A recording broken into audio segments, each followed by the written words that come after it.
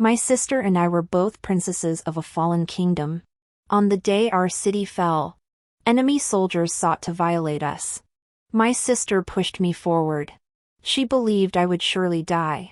Yet, unexpectedly, I was saved by the enemy kingdom's young master and became his imperial consort.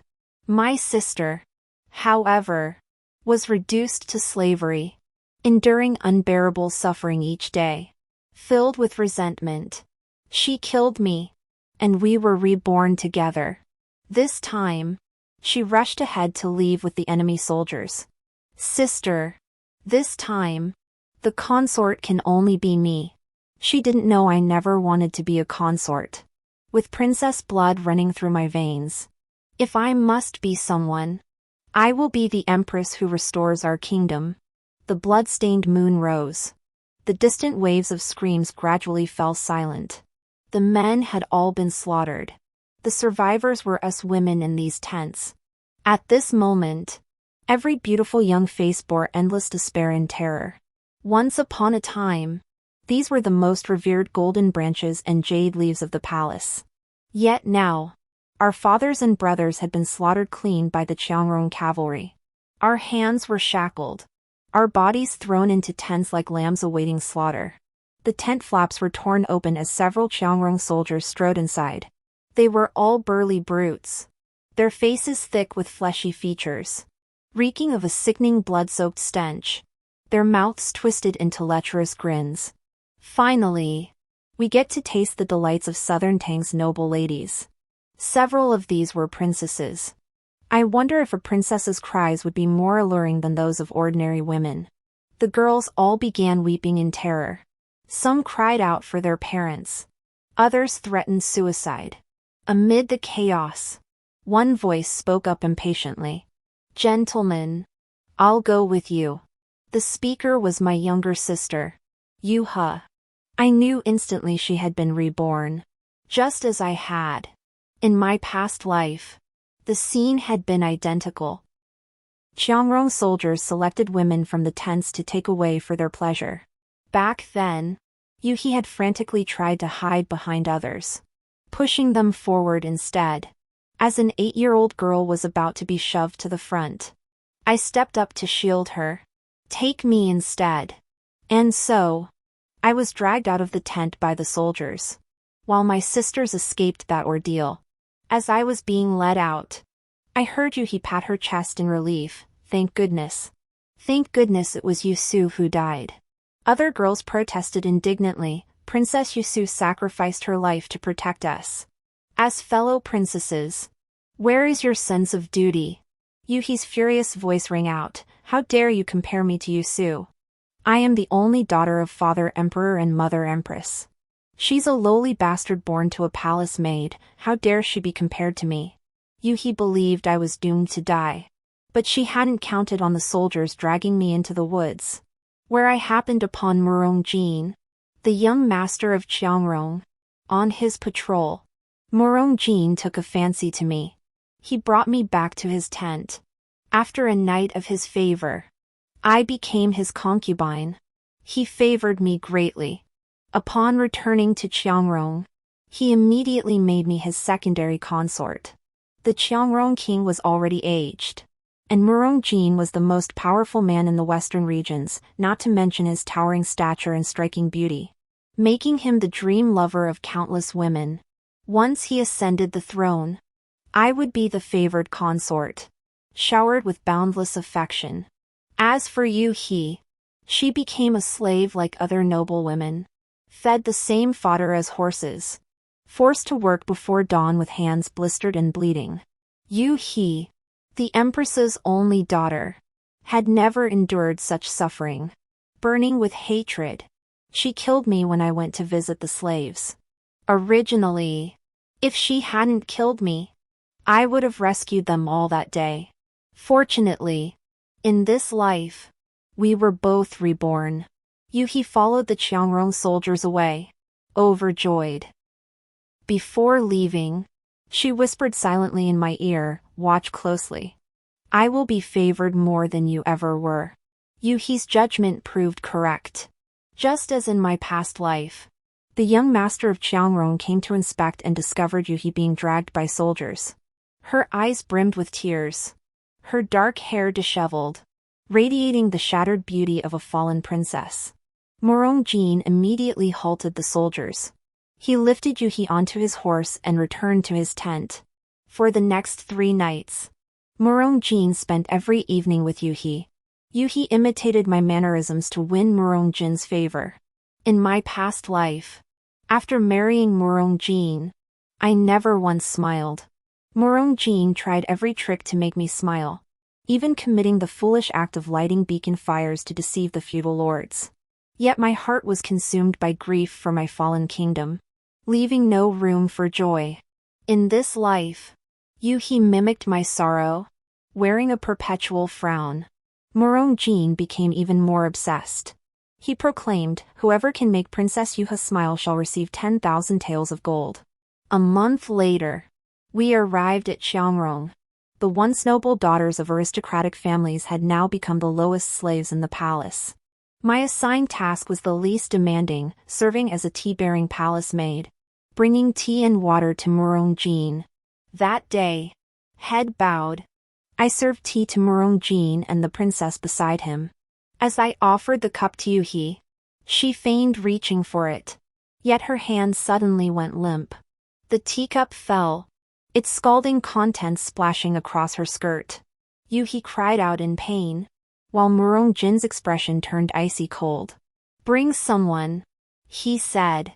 "Drag the slave away to feed the dogs." Everyone knew that Morong Jin, the young master of Qiangrong, was unpredictable, cruel, and violent. In my past life, he offered 10,000 taels of gold for a single smile from me. Yet in this life, he sought to kill me without a word of explanation. Before I could speak, Yuhi knelt before him. Her voice was soft as she pleaded. "This is my fellow countrywoman from southern Tang. Though she is a bit clumsy, I beg you, young master, to spare her life for my sake." Morong Jin's expression remained cold.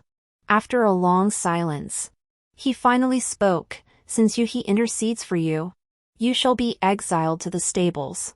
Yuhi gazed at me with a smile. I knew she did this deliberately. Yuhi didn't want me serving by Morong Jin's side, fearing I might find an opportunity to seduce him. Yet she also didn't wish for my early demise.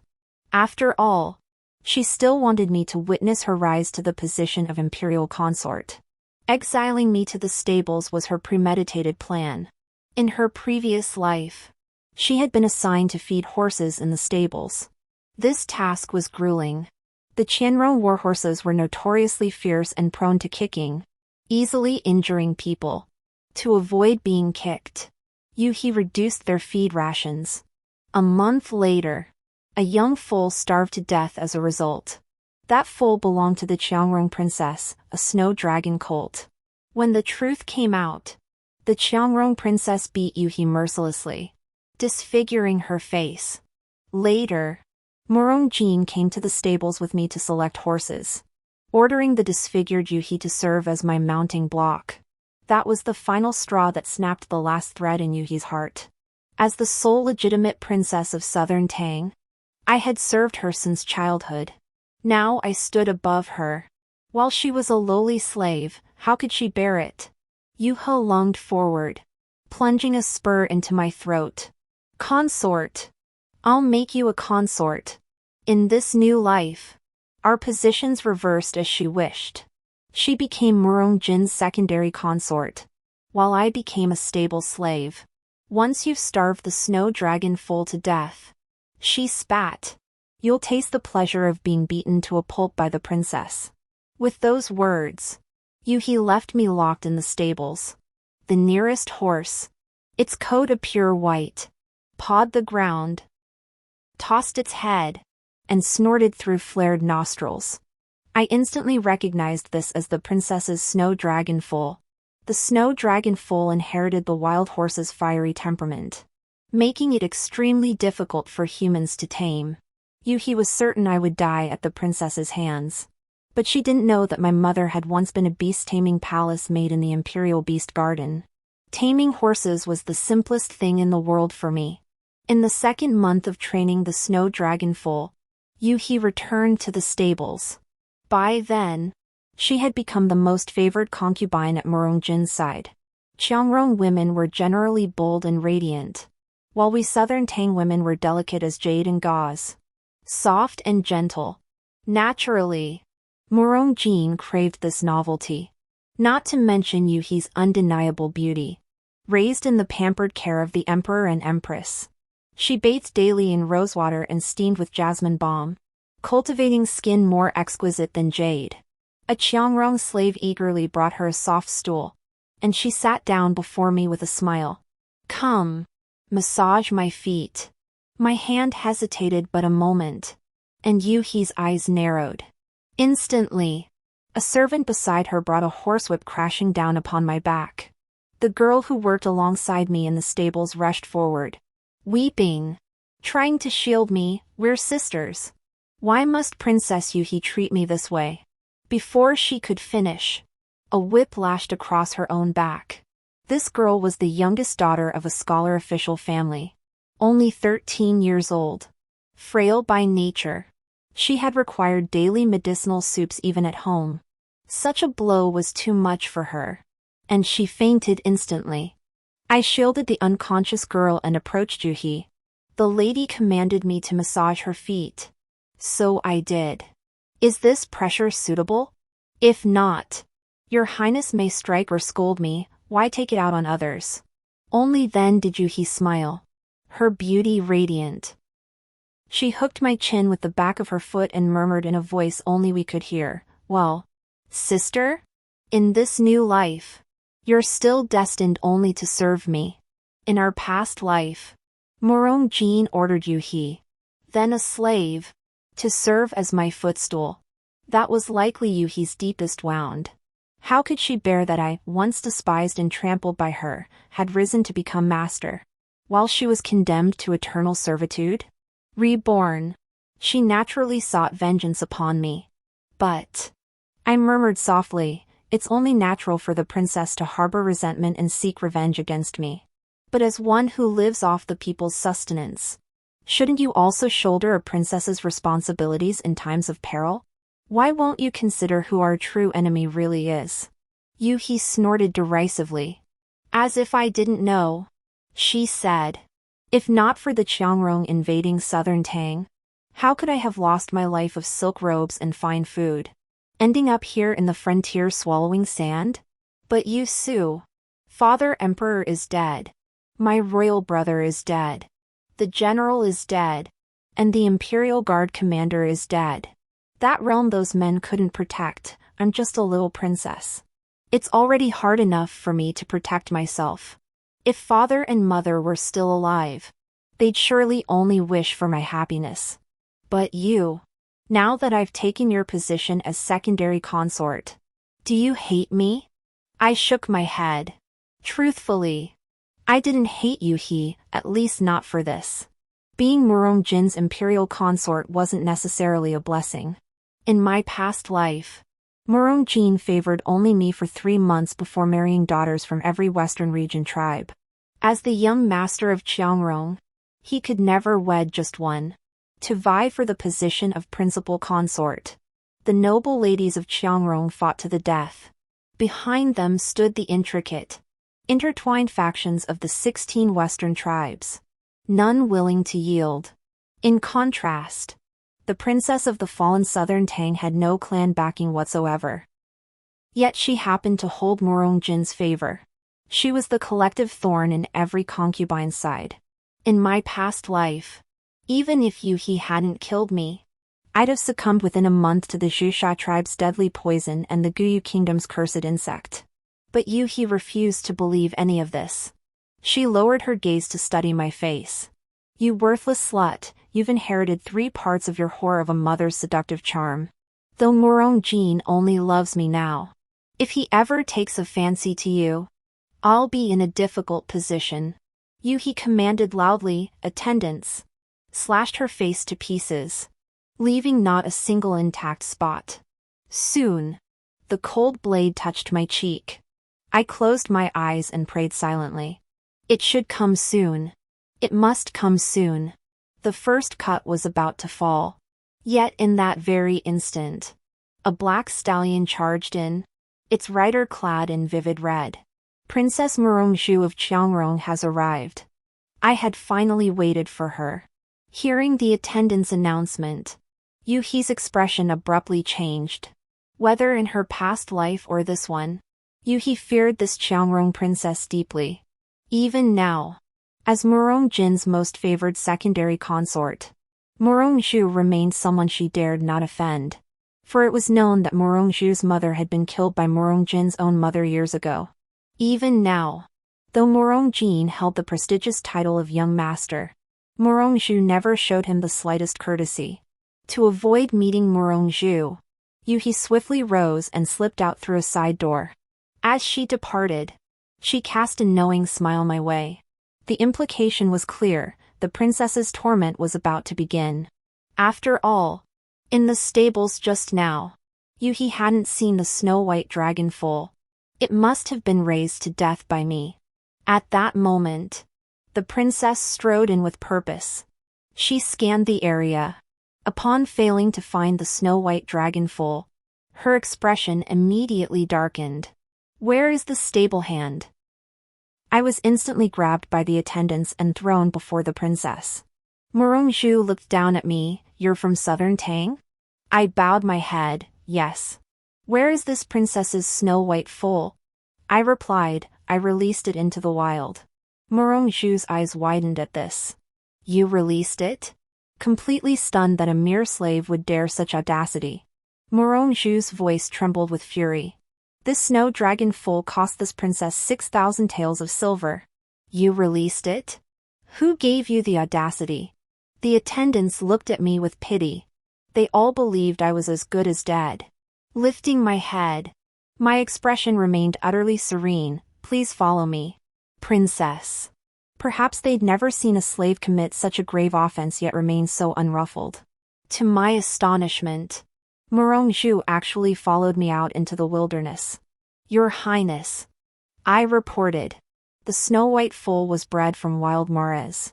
Its untamed nature makes it impossible to tame.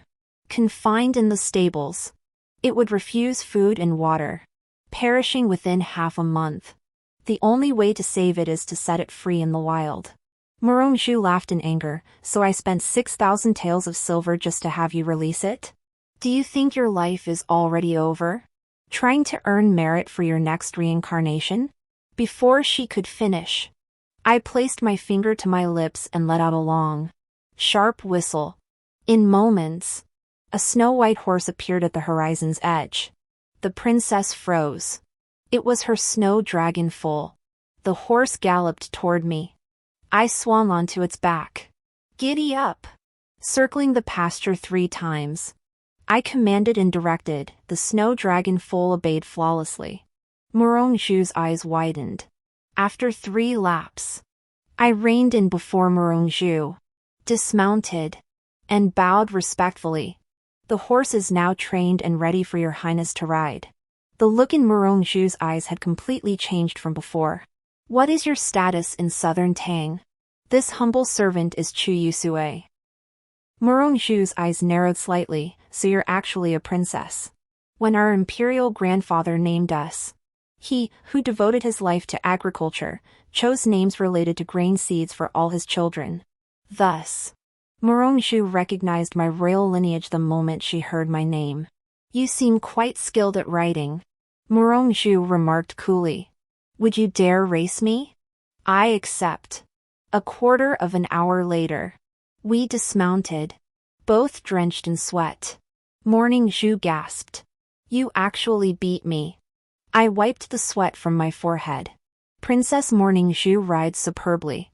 This victory was hard-won. Murongzhu fell silent for a moment, then smiled. "Of the 16 Western tribes, you are the only one who dared defeat this princess. Bring Snow Dragon Foal here tomorrow and wait for me." Over the next half-month, Murongzhu and I raced 10 times, each with our share of wins and losses. As rewards, she gave me medicine, food, even gold and silver. I distributed these gifts to the other slave girls. Thank you for Princess Murong's bounty. Murongzhu lifted my chin with her riding crop. What this princess can offer you extends far beyond these gifts. Chu Yusu, would you like to become my brother's consort? For a female slave, this was the ultimate opportunity. After all, female slaves performed the most grueling tasks daily, ate spoiled food, and endured constant beatings and insults from their masters. Even an unloved consort had servants, splendid robes, and delicacies. Murongzhu expected me to kneel in astonished gratitude. Instead, I replied calmly, I do not wish to. Her gaze instantly clouded with profound confusion. Then what do you desire? I met Murongzhu's eyes. The sky's light and clouds reflected in each other's pupils. After a long pause, I spoke in a voice only she and I could hear. I wish to serve the princess. At first, Murongzhu didn't comprehend my words. But in the blink of an eye, her expression changed. She understood. Absurd! She snapped harshly. Yet my expression remained utterly unmoved. A resolute thought took root within me. In this lifetime, Murongzhu was someone I absolutely had to win over. After arriving in Qiangrong, I discovered that while Murongjin's brothers were mostly mediocre, he had such an exceptional sister. Murongzhu's lineage was supremely noble, the only daughter of the king of Qiangrong and the eldest princess of Goyu Kingdom. Raised in the military camp with her maternal grandfather since childhood, she was well-versed in Central Plains literature. She could wield a sword in battle and discern literary subtleties in her leisure. Alas! In my previous life as Murongjin's favored concubine, no matter how I sought her favor, she regarded me as a spy sent by her brother and never opened her heart to me. But in this life, I am still an unaligned slave. Gaining Murongjin's favor offers no path forward. Only by aligning with Murongzhu can I hope to restore my kingdom. Princess Murong, in both lineage and talent, you are no less than your brother Murongjin. You are the granddaughter of the ancient Goyu Kingdom's sovereign. The western region's most elite iron cavalry was your maternal grandfather's dowry to your mother. Yet since your mother's tragic death, this cavalry has fallen into Murongjin's hands. In a few more years, Murongjin will find some vassal state to marry you off to. Afterward, he'll use the military power your mother left behind to become the ruler of all under heaven, while you'll be nothing more than an obscure princess of peace in the history books. Are you content with that? Murongzhu's expression grew increasingly grim. Finally, she cut me off abruptly. Enough. Chu Yusu, are you trying to drive a wedge between my brother and me? Do you realize that any single word you just spoke could have earned you 100 deaths? With that, Murongzhu turned her horse and rode away without looking back. I stood there, a smile spreading across my face. Indeed, my words were enough to earn me 100 deaths. Yet she did not kill me. That alone was proof enough. Her heart had been stirred. Half a month passed in the blink of an eye. In the blink of an eye, it was the grand birthday banquet for Murongjin, the young master of Qiangrong. An eunuch, seeking to curry favor, gathered the female slaves from Nantang. He planned to rehearse a famous bamboo dance from Jiangnan to entertain Murongjin on his birthday. Many girls refused. Murongjin was the enemy who killed our fathers and destroyed our kingdom. To make us dance for him? Over our dead bodies. The eunuch's face darkened instantly. Any slave girl who disobeys this order will be flogged to death on the spot with a horsewhip and dragged out to feed the wild dogs. I stepped forward just in time, pressing a gold ingot into the eunuch's hand. Your Excellency, please do not be angry. They are young and clumsy, how could they possibly know how to dance? It's not that I'm boasting, but in the entire capital of southern Tang, I am the one who dances the bamboo branch dance best. The eunuch was delighted, dropped the matter of the other maidservants, and instructed me to prepare thoroughly for the performance. Before the grand banquet began, the eunuch sent me a cloud-patterned dance gown and a pair of brocaded dance shoes. If you win the young master's favor, you'll be well rewarded. After the eunuch left, the young girl who worked with me in the stables helped me change. She was the only daughter of Minister Li, taught poetry and strategy by her father and brothers since childhood. Known as the capital's most talented young scholar, she'd been working in the stables for months and was now skin and bones. Though barely clinging to life herself, she wept for me. Princess Yusu, a golden branch in jade leaf, is going to dance to save us. I smiled faintly, ruffling her hair. Don't cry. Days like these won't last much longer. Tonight, things will surely turn around. Miss Li thought I was merely comforting her, tears streaming down her face. She nodded and helped me slip on my shoes. But the moment my foot entered the shoe, pain shot through me, pulling my foot back. I found a gleaming silver needle embedded inside, already soaked red with blood. Miss Li gasped, "This is..." I gritted my teeth, "It's Yuhi." She knew I was going to perform at Murong Jin's grand banquet. If I appeared at the banquet and stole the spotlight, it would spell danger for her. Miss Li examined my blood-soaked silk stocking. "The wound is deep. Shouldn't the princess bandage it first?" "No." I rose, lifting my skirt. If I'd once feared my spotlight wasn't bright enough, now I'd have to thank her. Whose strings played, and the golden tent roared with voices. The Qiangrong king and Murong Jin, father and son, sat at the highest seat. Beside Murong Jin, his favored concubine Yuhi kept him company. Among the guests, Murong Zhu still wore red, drinking alone without speaking to anyone. I gathered my sleeves and ascended the stage, curtsying gracefully. Yusu of the Chu clan, presenting a dance for the king of Qiangrong and his young master. Yuhi's face paled instantly upon seeing me take the stage. Murong Jin, however, looked at me with keen interest. Last time he punished me for Yuhi's sake, I wore coarse slave garments, head bowed, unnoticed by him.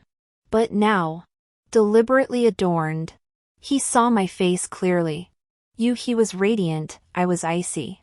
To Murong Jin, we offered starkly different sensations. Thus he declared with keen interest. "Then dance. If you perform well, you shall be richly rewarded." I shook my head, "I cannot dance." Murong Jin's eyebrows shot up, a hint of displeasure flickering in his eyes. "Are you mocking me?" I lowered my gaze. "This dance requires the accompaniment of an ancient Jiangnan zither to begin. I've heard that among the Qiangrong, only Princess Murong Zhu can play this instrument. Yet the princess is of noble birth, and I am but a lowly slave. It would be improper for me to ask." Murong Jin chuckled. "That's easily settled, sister. Accompany her with a tune." Murong Zhu's eyes snapped up. She said coldly, "Brother, are you suggesting I perform alongside a slave?" Her voice was so icy that the entire room fell silent. Murong Jin instantly felt his mood dampened. His eyes darkened, and his expression turned somber. He glanced at the Qiangrong king seated nearby. The Qiangrong king waved his hand. "It's Jiner's birthday celebration, why dampen the mood? Besides, I've never heard Zhuer play the qin." This was blatant favoritism toward Murong Jin. Murong Zhu's face flushed crimson, then turned ashen, then drained completely. Ultimately, before all eyes, she had no choice but to rise and accept the ancient zither presented by the eunuch. The music flowed like water. I swept my wide sleeves, my form graceful and dancing, like shifting clouds and rippling light. Suddenly, the music snapped to an abrupt halt. Murong Zhu had gritted her teeth and snapped the strings. In that same instant, I collapsed to the floor. Blood spread from my shoe, seeping into the ground and forming a dark crimson circle. Murong Jin startled, rising to his feet. "What happened?" I bit my lip. "This servant is clumsy. I accidentally injured my foot while practicing dance. But I was so determined to dance for the young master that I decided to endure the pain and come." I clearly wrapped the wound in white silk, Yet still. Before I could finish, Morong-jin strode forward and swept me into his arms. I saw the blood drain from Yuhi's face in an instant. Morong-ju, seated nearby. Her eyes darkened silently. She glanced at me, her eyes holding a disappointment I couldn't quite name. Within the golden tent, I bathed. Tonight was the night I would serve Morong-jin. The servants all said the young master might take both southern Tang princesses as secondary consorts, a way to display the might of the Qiangrong. I bathed slowly. The water had grown cold, yet I still did not emerge from the tub. I was waiting. This entire spectacle today was for one person alone. If she didn't come, all my efforts would be wasted. Finally, the servants' voices sounded outside, paying respects to the princess. You may all withdraw. The curtain lifted, and Morong-ju entered. Her brow seemed to pulse with a fiery rage. Chu Yusu, are you toying with me? When I asked if you'd be my brother's consort, you refused, spouting all that high-minded nonsense. I thought you were a woman of principle. Yet less than half a month later, you came crawling back, dancing for favor and dragging me into disgrace with you. I truly misjudged you. Unfazed, I smiled through the mist. Have you learned your lesson tonight, princess? Morong-ju froze. What? My smile vanished. I turned to face her, my gaze icy. You've seen it now, princess. Your standing in your father's heart is scarcely better than that of a dancer or courtesan. Morong-ju's lips clamped shut as if stabbed. Her hand gripping the reins trembled violently. For a split second, I feared she might kill me. But as a fallen princess with nowhere left to turn, I had only this desperate gamble. Why did your father demand you perform for Morong-jin? Because you're useless. You're a woman. Your future lies either in being married off for political alliances or bestowed upon ministers to solidify ties. Your very existence is to please men. Your brother, however, is useful. He's just conquered southern Tang, bearing immense military glory. His future lies in inheriting the throne, becoming the master of the 16 western regions. Therefore, you must please him. Make him happy, even if... I exhaled softly. Even if you surpass him in every way. Morong-ju's grip on the reins loosened. Her eyes grew red. Princess, you have little time left to decide. If I attend to his bedchamber tonight, I shall henceforth be Morong-jin's consort. I can no longer serve as your advisor. I closed my eyes, princess. Please come to your own understanding. A long silence filled the tent, until the clamor outside resumed. Morong-jin arrived. He lifted the tent flap, first impatiently urging me, "Why aren't you ready yet?" Then he turned to Morong-ju, his expression half surprised, half displeased, and said, "Is the golden tent a place you should be? Leave." Morong-ju's hands clenched abruptly. The 12 golden tents were the most revered place in Qiangrong.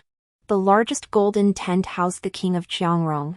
The next tier held the young master of Qiangrong, followed by the chieftains of various tribes. Women were only permitted inside, wrapped in sheepskin, to attend to the king's bedchamber. After their service, they were carried out, still swathed in sheepskin. No woman could ever become the mistress of a golden tent. Even Morong-ju could only reside within the golden tents by marrying a tribal chieftain, serving him in his daily life, bearing his children. No one would know she was once the proudest granddaughter of the Guyu kingdom's ruler, the natural star of the cavalry praised by all. Her deeds, slaying wolves at 6, slaughtering bears at 8, delivering messages alone on horseback across 1,000 miles at 12, would become dust no one cared about. Just as Morong-jin was about to lift me up, Morong-ju suddenly raised the horsewhip in her hand. She lashed it down fiercely, striking the space between Morong-jin and me. Morong-jin recoiled in shock. "Have you lost your mind?" Morong-ju smiled. Something in her eyes had changed. "I want this slave. She pointed at me. Brother Wang. Give her to me. What do you say? Zhu traded me for a great bow that could shoot down eagles and a black iron spear with a tiger head pommel. As we left the main tent, a maid murmured in complaint, young master has wanted those treasures for so long. But princess always refused to give them. Now she uses them to trade for a slave. Zhu snapped. Enough talk. The maid fell silent at once. Zhu turned to glance at me. Military strategist. You heard that too, right? That eagle hunting bow was left to me by my maternal grandfather. I traded it for you. Don't make me feel it wasn't worth it. Days later, Yuhi heard about how Zhu had taken me from Jin's tent. Unaware of my alliance with Zhu, she arrived wearing an expression of gleeful anticipation.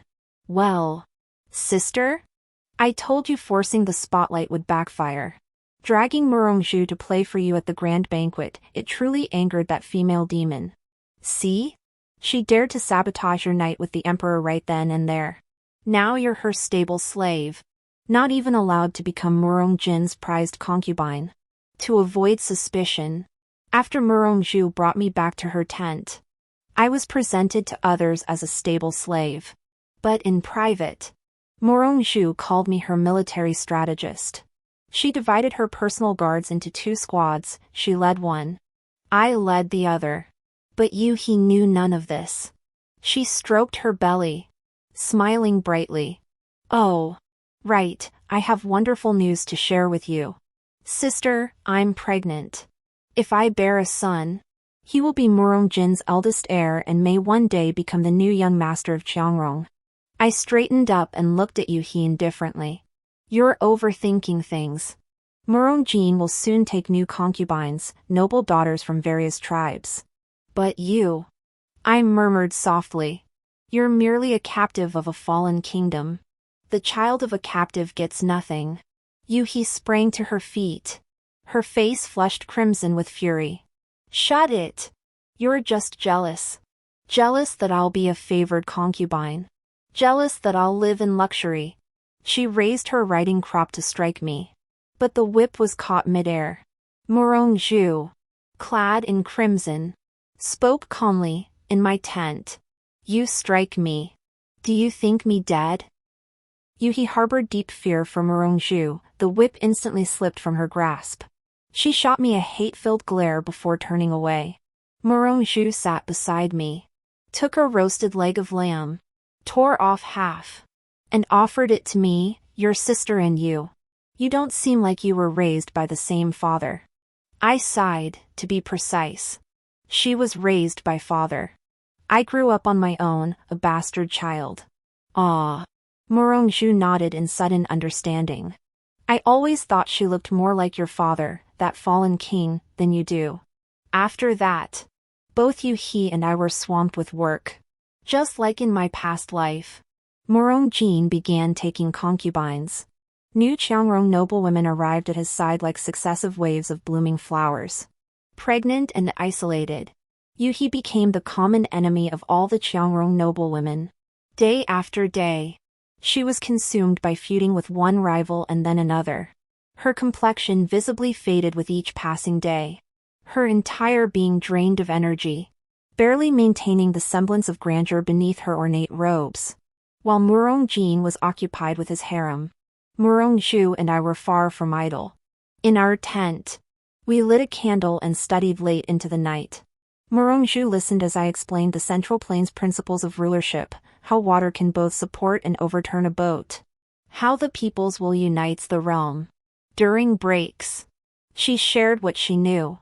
She spoke of wives' tears as they sent husbands to war, of parents' wails when sons' bodies returned, of a mare licking her foal's carcass, refusing to leave. Watching her expression by lamplight, I sensed she would be a ruler utterly unlike her brother. Princess Murong, what is your way of ruling? Startled by my sudden question, Zhu paused. The way of ruling? Your brother's way is to conquer the 4 seas and become the supreme ruler of all under heaven. And yours? Zhu fell silent for a moment. She said, I don't know. I only wish that women like my mother need never again marry someone they dislike because of defeat in war. I wish for herders to graze their sheep in peace, to dance around campfires, not to be displaced. I wish for parents to have children by their side as they grow old, for wives to grow old with their husbands, for children to play without worry. I smiled softly, then bowed deeply. Princess Murong had grasped the deepest principles of rulership. There was nothing more I could teach her. September. Autumn winds swept across the steppe. Two momentous events unfolded. First, the king of Qiangrong fell gravely ill and slipped into a coma. Leaders of all tribes gathered outside the golden tent, awaiting the old king's passing and the new king's ascension. The second, Yuhi suffered a miscarriage. Who exactly caused it remained unclear. The noble women of the Qiangrong, hailing from the 16 western regions tribes, each possessed their own cunning. Just as I could not guard against them in my past life, Yuhi could not in this one. Like me in my previous existence, Yuhi not only lost the child but was also poisoned. Yet at this critical juncture, with the Qiangrong king nearing death and Murong Jin poised to ascend the throne, her plight drew no one's attention. Murong Jin, consumed by state affairs, never once visited Yuhi after her miscarriage. Murong Zhu and I did catch a glimpse of her from afar. She had grown emaciated, frail as if a gust of wind could knock her over. Yuhi noticed me. She bit her lip. Chu Yusu, have you come to mock me? Let me tell you this, Murong Jin is about to ascend the throne. Even without the child. I am the noble consort of Qiangrong. Murong Zhu and I exchanged a look of pity before turning away. We had more pressing matters to attend to. We've already sounded out the western region's 16 tribes. The Guyu kingdom is firmly behind me, and 4 other tribes have pledged their support. Of the remaining 11 tribes, 6 steadfastly back Murong Jin. The other 5 are minor states, weather vanes swaying whichever way the wind blows. They'll recognize whoever is named in father's will. Murong Zhu whispered to me. I nodded. If it comes down to a direct confrontation, princess, what are our chances of defeating Murong Jin? Murong Zhu's eyes darkened. 50%. My troops are more elite than Murong Jin's. And we have the Iron Shield formation left by Guyu Kingdom. But in terms of sheer numbers, I fall far short of him. I murmured. If your highness still desires reinforcements, they can be arranged. By now, we stood upon the horse pasture. Moonlight spilled across the field, revealing a dense sea of soldiers. The iron cavalry of Guyu. This force was the mightiest cavalry in the western regions. Years ago, when Murong Zhu's mother led them to marry the old king of Qiangrong, she was murdered. The imperial token granting command over this unit then fell into Murong Jin's hands. But Murong Jin could not command them. Only Murong Zhu could. Though she possessed no military token, every soldier of Guyu recognized their princess. Murong Zhu murmured. All of Guyu's cavalry is here. The rest belong to Murong Jin. Within this Qiangrong capital, whose faction would truly support me? Suddenly, her eyes widened as if struck by a sudden realization. I gazed at her and whispered the answer. The Southern Tang. As my words fell, one slave after another emerged from the darkness, forming ranks on the parade ground.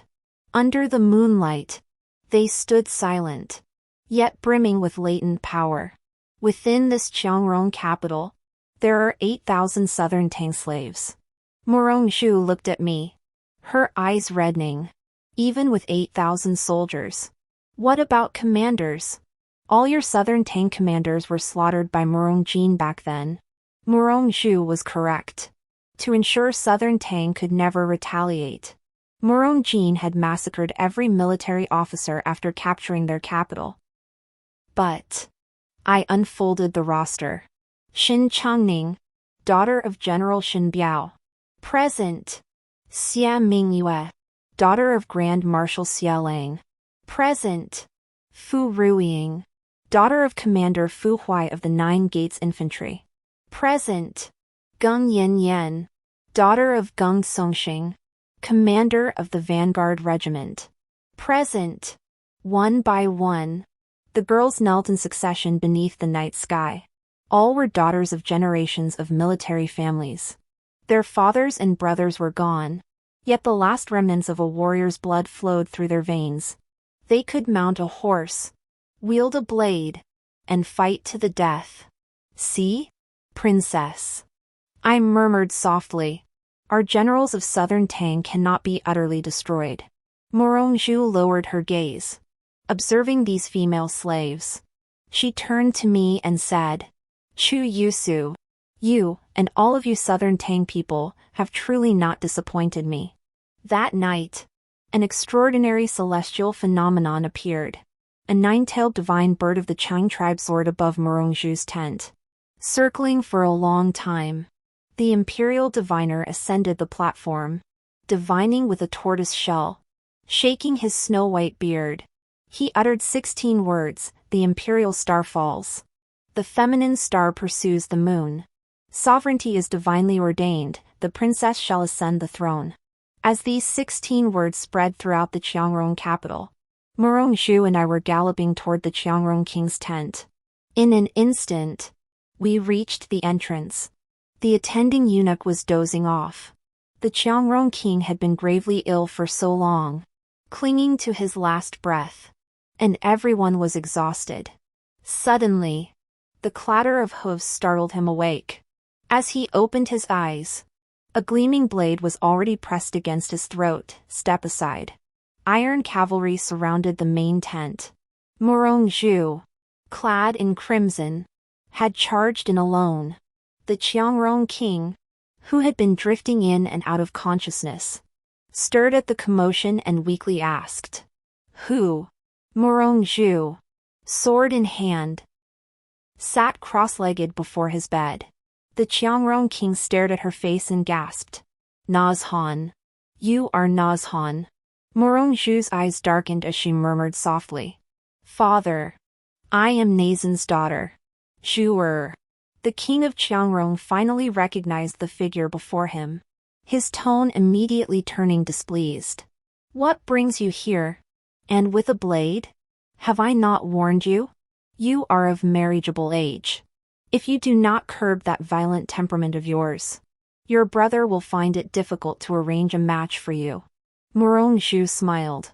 She spoke slowly, enunciating each word. I have come to request that father abdicate the throne to me. No one knew how utterly shocked and enraged the king of Qiangrong was that night. Wretch! Wretch! He pointed a trembling finger at Morongzhu's face. What madness are you spouting? This is utterly impossible. You, a woman, refuse to marry properly. Do you actually aspire to become the ruler of the 16 tribes of the western regions? Morongzhu gazed at the moon outside the window. She chuckled softly. Yes. I wish to be the ruler of the 16 tribes of the western regions. The king of Qiangrong froze. Morongzhu turned her head to look at him. Truthfully, I once thought of accepting my fate. When my mother passed, I was only 6. Terrified. I knew no one in this capital of Qiangrong would ever protect me again. Father and brother treated me like a mere possession. Though I was a princess, I had no say in any matter. I acted so defiantly, constantly clashing with brother. But I knew he was the heir apparent. I could never outmaneuver him.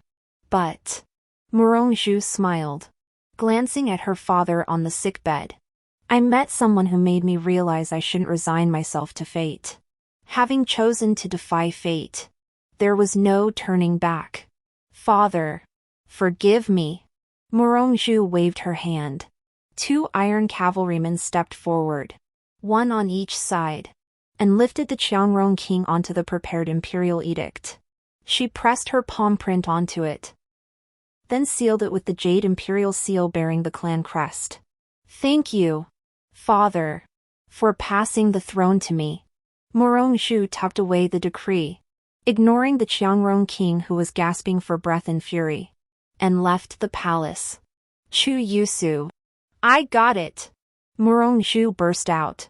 She ran towards me. With this decree, the remaining 5 tribes will recognize me. Even if they don't aid me, they won't aid my brother. This brings my odds of victory close to 90%. She halted abruptly, for she saw I stood far from her, reigning in the snow dragon full. All the southern Tang slaves stood behind me, each holding a horse. Princess. Congratulations. I murmured softly. What I could do for you, I have done. 1,000 miles of escort ends in parting. Chu Yusue. You. I swung onto my horse and galloped away. All the southern Tang people followed behind me. This was the entirety of the plan, to support Murong-ju and aid her palace coup. Then, on this night when she and Murong-jin would inevitably clash, amidst the great turmoil within Qiangrong, we would depart with all the southern Tang people. This was our only chance. We could finally go home. Yuha sat in the carriage, watching the flames of battle rise relentlessly outside. Nearly 9,000 southern Tang people departed. This immense convoy split into 3 sections. The vanguard, personally led by Chu Yusue, forged the path home. The middle section carried the carriages for the elderly, the weak, the sick, and the disabled. The rear guard brought up the rear. Yuhi occupied a carriage in the middle section. She couldn't recall how she'd boarded the carriage. Only the memory remained of last night, when the poison of the bug spell erupted, tearing her insides apart with agony. She begged Murong-jin to come see her one last time. Murong-jin had indeed come. But after one glance at her sallow, haggard face, all his interest vanished. He turned and left for his newly wedded secondary consort. As he departed, a court eunuch cautioned him, "Young master, this deeply wounds consort Yuhi's heart. She is, after all, a princess of southern Tang. Should she flee to another realm and speak ill of us, it would prove detrimental to our Qiangrong." Murong-jin offered a cold, dismissive laugh. Flee? A little dog that eats our food, where do you expect her to run? Less than half an hour after Murong-jin departed, the distant clamor of battle erupted. Panicked eunuchs and maidservants rushed to report the news, first that Princess Murong-ju had rebelled, then that the southern Tang forces had revolted. Yuhi couldn't make sense of who was rebelling. As the pain nearly overwhelmed her, someone burst in and hoisted her into a carriage. When she awoke, they were already 300 li from the capital of Qiangrong. Yuhi gradually pieced together the situation. Her sister, Chu Yusu, had supported Princess Murong-ju in seizing power while she and the other Qiangrong consorts were locked in a deadly palace struggle. Then, amidst the fratricidal conflict within Qiangrong, Yusu had led the surviving Nantang people to escape. The one thing Yuhi couldn't fathom was why Yusu had taken her along. With so much enmity between them, spanning 2 lifetimes, Chu Yusu had shown mercy by not killing her. There was truly no reason for her to care about Yuhi's survival. Perhaps it was merely fear that leaving royal kin behind in Qiangrong would invite future gossip. The clamor of battle outside the carriage grew ever closer, punctuated by constant screams and splatters of blood. Scouts reported that Murong-jin and Murong-ju had reached a temporary truce, uniting against external threats first. Thus, the pursuers closed in. The rear guard, tasked with delaying the enemy, was nearly wiped out. Ahead lay only their carriages, carrying the elderly, the weak, the sick, and the disabled. Sharing the carriage with Yuhi was the perpetually sickly youngest daughter of Minister Li. Back in the stables, Yuhi had even struck her with a whip. But now, that Li girl drew her sword. "Listen to me. If this continues, we'll all lose our lives. We must block Murong-jin's forces here. We'll soon pass through a narrow valley. I'll stop the carriage to block the entrance. You must run ahead and find Princess Yusu and the others."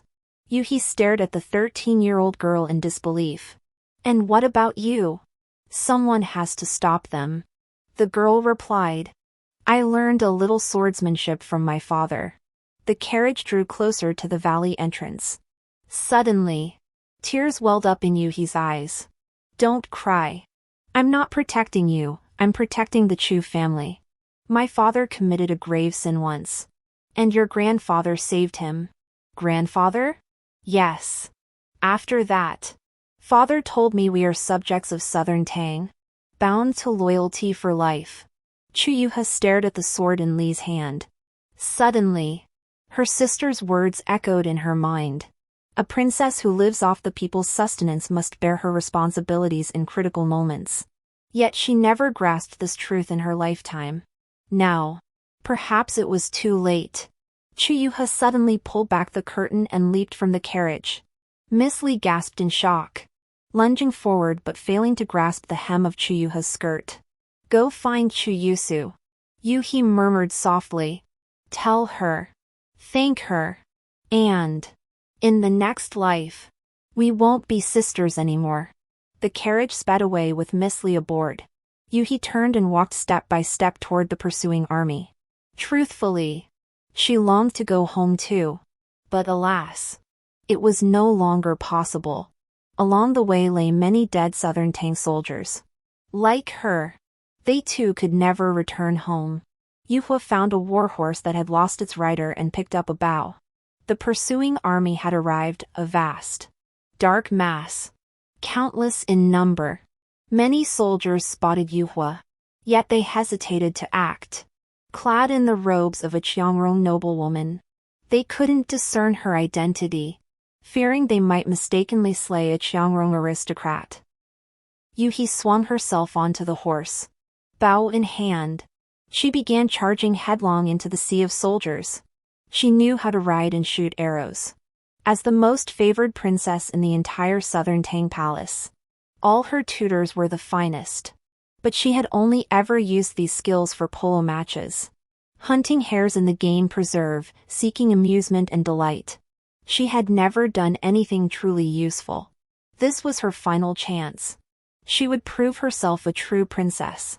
Morong Jin stood at the front of the formation, spotting Yuhi charging toward them from afar. He smiled. So she's back after all. The Southern Tang probably couldn't tolerate her either. He regarded her like a pet dog that had thrown a tantrum, run away from home, and finally returned obediently. Yuhi drew nearer. Her skirt fluttered wildly in the wind, her blood-stained face strikingly beautiful. Then, she drew her bow and nocked an arrow. Morong Jin froze, for he realized the arrow seemed aimed directly at him. Before any of the Qiangrong soldiers could react, the arrow flew, piercing Morong Jin's eye socket. Yuhi burst into laughter.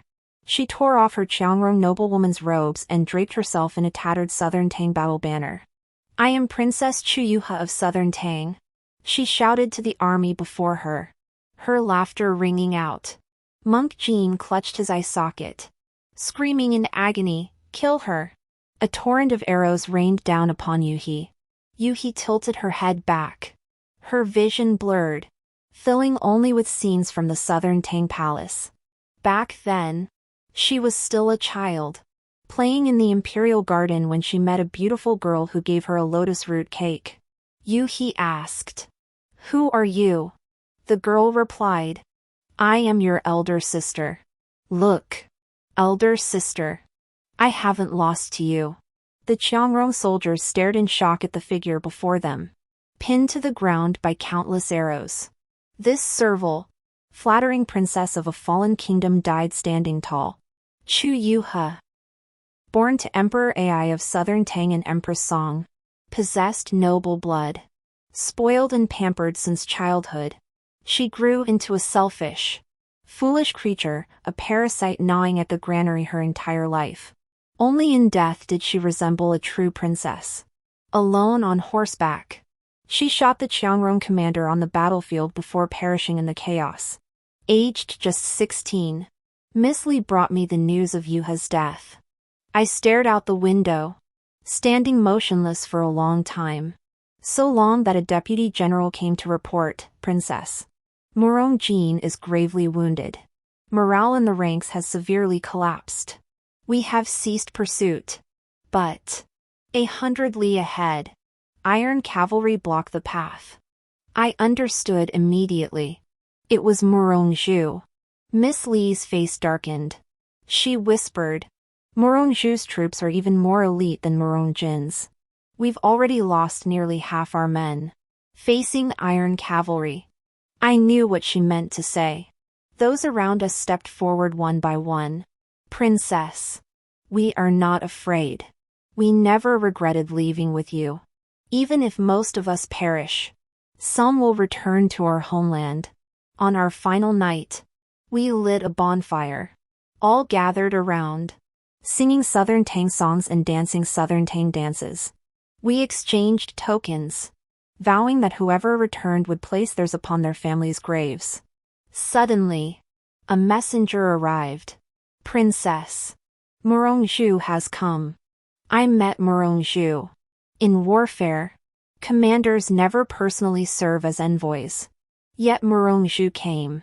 We stood together atop the mountain, watching the men and women below singing and dancing. Morongju said, Are these the last of the Southern Tang? Yes. So few. Morongju murmured softly. Indeed. Very few. I said, Your princess's iron cavalry could swallow us whole with ease. But as long as one Southern Tang person lives, Southern Tang is not truly fallen. Morongju smiled. She said, Chu Yusu, do you think I rode 800 li through the night to annihilate you? No. I only wished to see you once more. I lifted my eyes to meet hers. Morongju's lips curved into a smile. My brother is not dead. Though he has lost an eye, he still commands 8 Western tribes. For decades to come, he and I will be locked in struggle. There is much I still need to learn from you. In warfare, you are not my equal. In governance, I fall short of yours. These words come from my sister, Yuha. Morongju chuckled, patting my shoulder. Chu Yusu. I'll say it again. Don't disappoint me. The Qiangrong retreated. Princess Morongju, forever clad in crimson, departed as swiftly as she had arrived. She raced back to the Qiangrong capital, bearing the late king's will and the state priest's divinations, becoming the realm's first female emperor. Her brother Morongjin proclaimed himself emperor in the secondary capital. The siblings divided the western regions, establishing southern Qiangrong and northern Qiangrong. 2 years later, Morongjin's eye injury flared up again. Beyond cure, he succumbed to his illness. Morongju seized the opportunity to take control of her brother's forces, unifying the 16 tribes of the western regions. That same spring, Princess Chu Yusu, who had ruled as regent for 3 years while the people of Southern Tang recuperated, formally ascended the throne as Southern Tang's first empress. She appointed Li Shijun as minister of the secretariat, Xin Changning as general of the chariot and cavalry, Xian Mingyue as grand marshal, Fu Ruiying as commander of the 9 Gates infantry, and Gung Yanyan as commander of the vanguard camp. Princess Chu Yuho was posthumously honored as the princess protector of the nation and interred in a symbolic burial mound.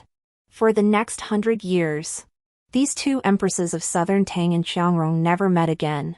Yet trade routes opened between them. Exchanging advanced technologies, Qiangrong exported horses and livestock to Southern Tang, while Southern Tang sent tea and silk to the western regions.